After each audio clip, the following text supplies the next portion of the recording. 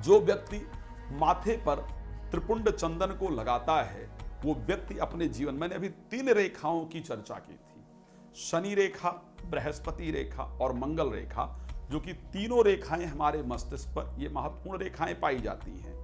यहां पर त्रिपुंड चंदन लगाने से इन तीनों रेखाओं की जागृति हो जाती है, भाग्य की जागृति हो जाती है। ये रेखाएं बहुत महत्वपूर्ण होती हैं। श्री रामचरितमानस के अंतर्गत रावण जब अपने मृत्यु को लेकर के अंगद जी से बात करता है तो कहता है, जरत बिलियो क्यों जबई कपाला, विधि के लिखे अंक निज भाला।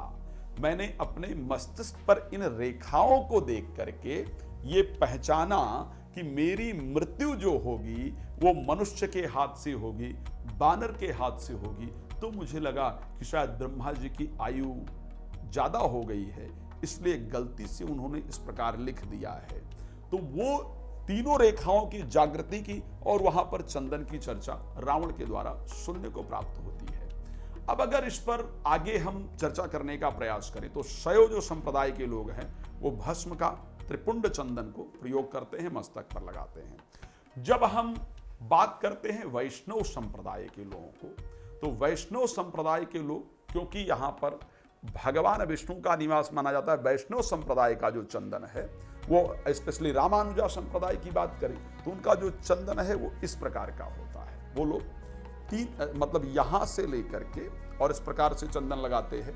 यहां पर एक अर्धचंद्र बनाना होता है और यहां पर एक लाल कलर का चंदन बनाया जाता है। क्या होता है आखिर, क्यों ऐसा बनाते हैं?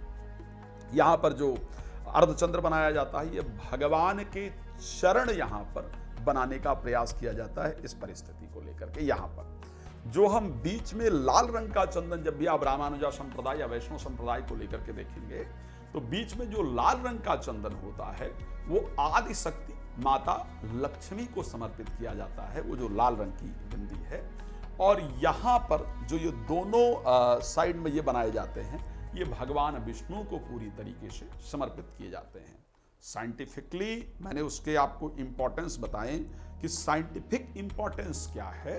साइंटिफिक इंपॉर्टेंस, क्योंकि हमारी बुद्धि की जागृति होती है, मस्तिष्क की जागृति होती है, क्या करणीय है, क्या अकरणीय है, क्या करना चाहिए, क्या नहीं करना चाहिए, उसका पता चलता है। धार्मिक परिस्थिति में जब हम इस प्रकार का चंदन लगाते हैं तो हम जिस देवता के प्रति, ध्यान रखिएगा, जिस देवता के प्रति हम समर्पित हैं, जिस देवता की हम पूजा करते हैं, हम उस देवता को, अपने मस्तिष्क को, अपने बुद्धि को, अपने मन को समर्पित कर देते हैं कि आपको मैंने अपने मस्तिष्क पर धारण कर लिया है। अब इस मस्तिष्क को कैसे चलाना है ये आपके ऊपर है। आप इसको कहां पर ले जाना चाहते हैं, कैसे ले जाना चाहते हैं, ये आपके ऊपर पूरी तरीके से निर्भर करता है। तो जो वैष्णव संप्रदाय के लोग हैं, भगवान विष्णु को जो लोग पूरी तरीके से भगवान विष्णु के उपासक हैं, वो इस प्रकार से चंदन लगाते हैं जिसमें लक्ष्मी जी का भी स्वरूप रहे, भगवान के चरण भी रहें, भगवान के पद चिन्ह यहाँ पर भी अंकित रहें। इस प्रकार करके अपने मन को उनको अर्पण करते हैं, भगवान को अर्पण करते हैं। जो लोग आदिशक्ति के उपासक हैं, आदिशक्ति के उपासक लोग सदैव गोल चंदन मस्तिष्क पर प्रयोग करते हैं और गोल चंदन मस्तिष्क पर प्रयोग करके, जिसको हम तीसरे नेत्र की बात करते हैं, यहाँ पर ज्ञान इंद्रिय की बात करते हैं, उसको जागृत करते हैं। अपने मस्तिष्क की ऊर्जा को हम जागृत करने का प्रयास करते हैं। हम लोग जब चंदन के बारे में बात करते हैं तो आपको बहुत सारे चंदनों के बारे में सुनने को मिलता है। हम गोपी चंदन की बात करें हमको जानने को मिलता है, हरि चंदन की बात करें हमको जानने को मिलता है, रोली को हम लोग लगाने का प्रयास करते हैं, हल्दी को लगाने का हम लोग प्रयास करते हैं, भस्म हम लोग मस्तक पर धारण करते हैं। इस प्रकार की परिस्थिति रहती है।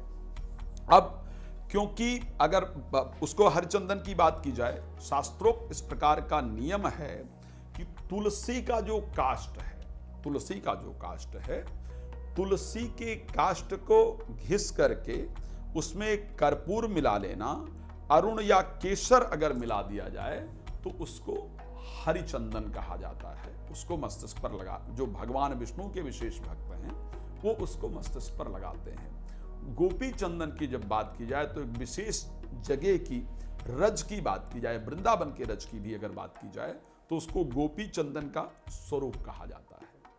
किसको स्पेशली किस प्रकार के चंदन का प्रयोग करना चाहिए? वैसे तो यह नियम है कि आप जिनको मानते हैं उन देवता के अनुसार, यानी अगर आप भगवान विष्णु के उपासक हैं, भगवान कृष्ण के उपासक हैं, भगवान राम के उपासक हैं, वैष्णव संप्रदाय से उनके किसी भी स्वरूप के उपासक हैं, भगवान नरसिंह के उपासक हैं, तो ऐसे परिस्थिति के अंतर्गत आपको चंदन, बीच में लक्ष्मी, यहां पर स्पेशली अर्धचंद्राकार भगवान का पद चिन्ह, और उसके बाद दोनों तरफ इस प्रकार सफेद चंदन आपको लगाना चाहिए।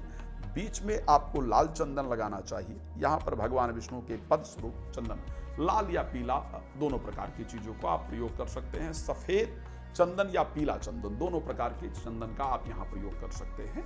बीच में अगर लाल रहे तो ज्यादा बेहतर है। यहां पर इस प्रकार से अगर आप भगवान वैष्णव के संप्रदाय के हैं, तो आप लोग वैष्णव संप्रदाय के हैं, तो स्पेशली इसका प्रयोग कर सकते हैं, इसमें कोई दो राय नहीं है। शैव संप्रदाय के लोग त्रिपुंड ही लगाते हैं, यह नियम है। उसमें भी आप लोग भस्म का भी प्रयोग कर सकते हैं, साधारण चंदन का भी प्रयोग किया जा सकता है, केसर इत्यादि का भी प्रयोग किया जाता है। लेकिन उसके अगर त्रिपुंड मस्तक पर लगा है तो ये इस चीज का सूचक है कि ये शिव के उपासक हैं, और शिव के किसी भी स्वरूप की उपासना करने वाले व्यक्ति को इसी प्रकार के चंदन का प्रयोग करना चाहिए। गोल चंदन किसी भी प्रकार का अगर लगाया जाता है, स्पेशली क्योंकि रोली शक्ति का प्रयोग माना जाता है, लाल जो चंदन है स्पेशली ऊर्जा का प्रयोग, ऊर्जा का स्वरूप माना जाता है, शक्ति का स्वरूप माना जाता है। तो ऐसे परिस्थिति के अंतर्गत यदि आप रोली मस्तिष्क पर लगा रहे हैं, तो दूर से देखने वाले व्यक्ति जो देवी के अनुयायी हैं, जो देवी के उपासक हैं, उनको जो शाक्त उपासक हैं, शक्ति के उपासक हैं, उनको यह पता चलता है कि जो सामने आ रहा व्यक्ति है वो भी एक्चुअल में शक्ति का उपासक है। जिस देवी की मैं उपासना करता हूं या शक्ति की उपासना करता हूं, उसके किसी न किसी स्वरूप की उपासना ये व्यक्ति भी करता है। तो ऐसे परिस्थिति के अंतर्गत आप किसी वर्ण के हैं, किसी भी परिस्थिति के हैं, अगर एक विशेष देवता के या विशेष संप्रदाय के उपासक हैं, तो आप उस संप्रदाय के चंदन का प्रयोग करते हैं। लेकिन अगर दूसरी परिस्थिति में देखा जाए तो जो लोग ब्राह्मण वर्ण से संबंधित हैं, तो उनको ऊर्ध्वपुंड चंदन लगाना चाहिए, ऐसा शास्त्र में नियम है। जो लोग ब्राह्मण वर्ण से संबंधित हैं, उनको ऊर्ध्वपुंड चंदन लगाना चाहिए, ये महत्वपूर्ण होता है। क्षत्रिय वर्ण से जो लोग संबंधित हैं, उनको त्रिपुंड चंदन प्रयोग करना चाहिए। शास्त्र के अंतर्गत इस प्रकार का वर्णन आता है, उनको त्रिपुंड चंदन प्रयोग करना चाहिए। जो लोग वैश्य संप्रदाय से संबंधित हैं, ऐसे लोगों को अर्धचंदन प्रयोग करना चाहिए। अर्धचंद्र जिस प्रकार बनता है, अर्धचंद्र के प्रकार का जो चंदन है उसको प्रयोग करना चाहिए। इसी प्रकार यदि शूद्र वर्ण से कोई संबंधित व्यक्ति है, तो उसको वर्तुलाकार चंदन प्रयोग करना चाहिए। इसको मैं दूसरे तरीके से आपको समझाने का प्रयास करता हूं। ब्राह्मण वर्ण का तात्पर्य क्या है?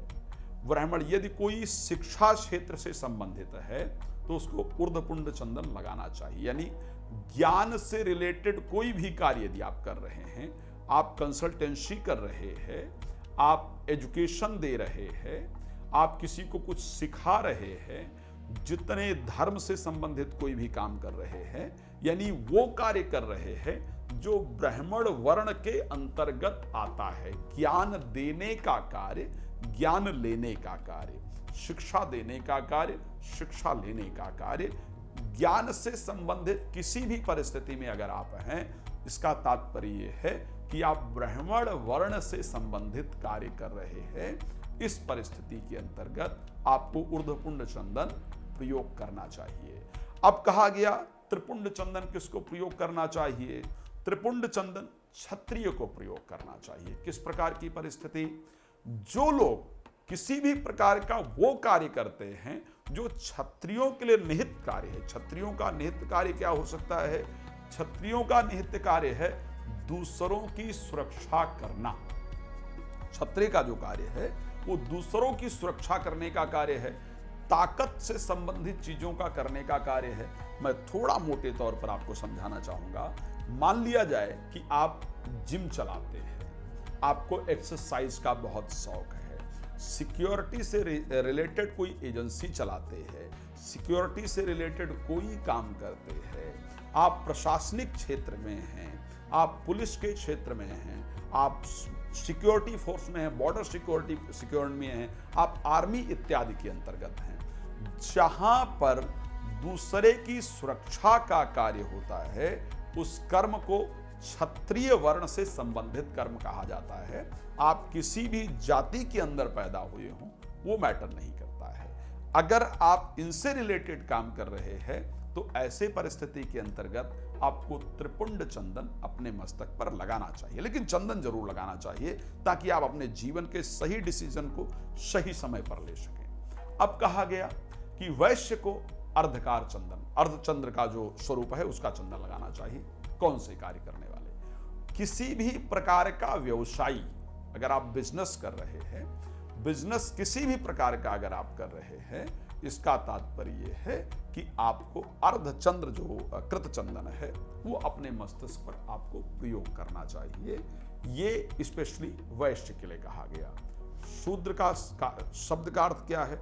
शूद्र वर्ण कहा गया है, ना कि किसी जाति की बात है। अगर मैं शास्त्रों के अंतर्गत बात करूं तो मैं कहता हूं, जब भी ऐसी इस पर बहुत चर्चा होती है, मैं अगर मनुस्मृति के इंपॉर्टेंट श्लोक की बात करूं जिसको आजकल बहुत कोट किया जाता है, बहुत चर्चा होती है, जबकि हमारे भारत के अंदर सनातन के अंतर्गत 200 स्मृतियां हैं, लेकिन और किसी स्मृति की चर्चा नहीं होती है, क्योंकि सनातन को हमेशा टारगेट करने के लिए उन चीजों को ढूंढने का प्रयास किया गया जिन चीजों से किसी प्रकार से कमी निकाली जा सकती है। मैं सत्य कह सकता हूं कि शायद जो लोग मनुस्मृति की बार बार बात करते हैं उन्होंने मनुस्मृति का अध्ययन ही नहीं किया है। मनुस्मृति में कहा गया कि जन्मना जायते शूद्रः संस्कारादिति उच्यते वेद पाठेत भयद विप्रा ब्रह्म जानाति सुब्राह्मणा। जन्म से कोई भी व्यक्ति शूद्र ही होता है, चाहे वो किसी भी जाति में पैदा हुआ हो, लेकिन उसको शूद्र ही कहा जाता है। संस्कार आदि उच्चते, संस्कार प्राप्त करने के बाद उस व्यक्ति को द्विज कहा जाता है। वेद पाठेत भयद विप्रा, जब वेद का पाठ कर लेता है तो फिर वो विप्र हो जाता है। ब्रह्म जानाति सुब्राह्मणा, जो ब्रह्म को समझ जाए वो जनरली ब्राह्मण कहा जाता है। तो ऐसी परिस्थिति के अंतर्गत शूद्र किसी जाति इत्यादि से आपको नहीं लेना चाहिए। कर्म के आधार पर आप अपने आप को उस श्रेणी में रखना है या नहीं रखना है वो आप डिसाइड कर सकते हैं। सबसे पहली चीज, अगर देखा जाए कि आपका कोई कार्य, लाइक अगर आप लेदर से रिलेटेड काम करते हैं, लिकर से रिलेटेड काम करते हैं, जिन काम को स्पेशली सेवा की श्रेणी में विशेष रूप से रखा गया है, आप किसी भी जाति से हैं, किसी भी समुदाय से हैं, वो मैटर नहीं करता है, लेकिन यदि आप सेवा से संबंधित कार्य को कर रहे हैं तो ऐसी परिस्थिति में वर्तुलाकार चंदन जो है वो आपको अपने मस्तिष्क पर लगाने की आवश्यकता होती है। तो इस प्रकार से मेरे विचार से आपको चंदन का प्रयोग जरूर करना चाहिए। चंदन का प्रयोग इसलिए करना चाहिए कि जो डे टू डे लाइफ में हमारी प्रॉब्लम्स आती है उन प्रॉब्लम्स को हम अपने जीवन के अंतर्गत खत्म कर सकें और जीवन में हमको कोई पूरे दिन के अंतर्गत शायद झांसा ना दे पाए या उल्लू ना बना पाए, मैं अगर साधारण लैंग्वेज के अंतर्गत कहूँ। इस कारण से आपको चंदन जरूर लगाना चाहिए। हम प्रयास करेंगे कि आपके लिए कुछ और महत्वपूर्ण विषय जो आपके जीवन से संबंधित है उस पर चर्चा करें, जिससे आप अपने जीवन, अपने धर्म को बेहतर बना सकते हैं, उस पर चर्चा करें। आपका बहुत धन्यवाद। जय श्री राम।